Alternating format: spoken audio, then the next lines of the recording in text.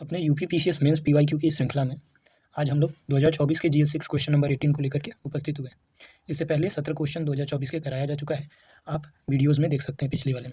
Question देख लेते हैं। उत्तर प्रदेश में कृषि उत्पादों के उत्पादन, वितरण और विपणन के सामने चुनौतियाँ क्या हैं? सतत और समावेशी विकास सुनिश्चित करते हुए विज्ञान और प्रौद्योगिकी विकास का उपयोग करके उन्हें कैसे संबोधित किया जा सकता है? तो इंट्रो देख लेते हैं।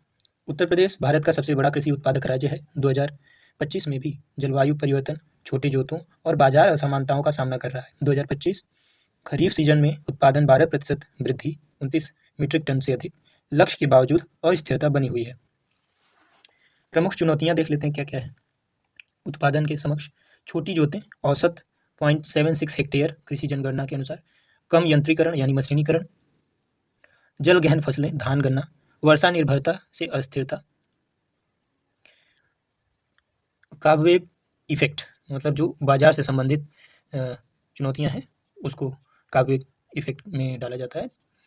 दूसरा वितरण से संबंधित देख लेते हैं। भंडारण, परिवहन की कमी से 20 से 30% फसल हानि, कोल्ड चेन अनुपस्थिति, फर्म अमाउंट का ये डाटा है। विपणन, मध्यस्थों बिचौलियों का वर्चस्व, एपीएमसी सीमाएं, मूल्य स्थिरता, केवल 31% किसान सरकारी खरीद से लाभान्वित। ये वर्ल्ड इकोनॉमिक फोरम का डाटा है 31% वाला।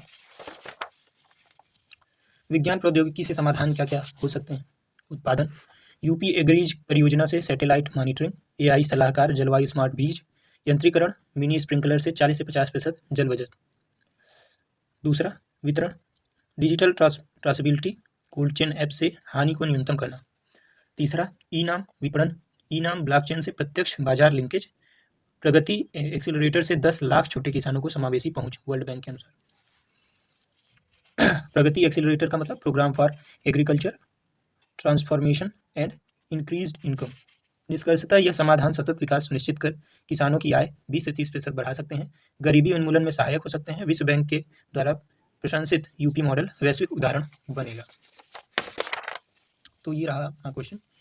दूसरा क्वेश्चन देख लेते हैं, 2024 का ही 19वां क्वेश्चन है। उत्तर प्रदेश में रोजगार क्षमता बढ़ाने में सर्वाधिक निजी भागीदारी की क्या भूमिका है? सार्वजनिक निजी भागीदारी यानी कि जो पीपीपी मॉडल होता है की क्या भूमिका है? युवाओं को अधिक रोजगार के अवसर देने के लिए कैसे सशक्त किया जा सकता है? उत्तर प्रदेश 1 ट्रिलियन अर्थव्यवस्था लक्ष्य के साथ विकसित भारत @2047 में महत्वपूर्ण भूमिका निभाएगा।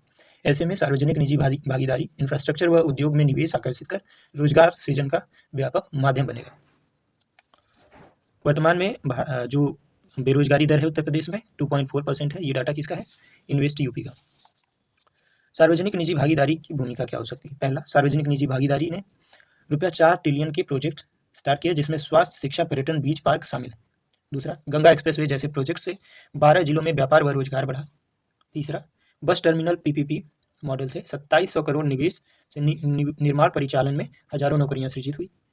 और चौथा देख लेते हैं, पीपीपी की दक्षता से समयबद्ध प्रोजेक्ट पूरे तथा आर्थिक गति प्रदान हुई। इसको 2027-28 तक 2 करोड़ नौकरियां सृजन का लक्ष्य है। इकोनॉमिक्स टाइम्स का डाटा।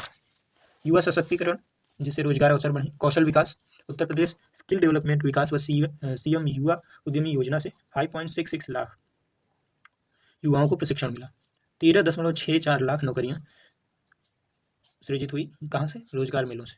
दूसरा, उद्यमिता, मुख्यमंत्री युवा स्वावलंबन योजना से 18 से 40 वर्ष के युवाओं को ₹25 लाख ऋण, 6% ब्याज पर 68,000 से अधिक लाभार्थी।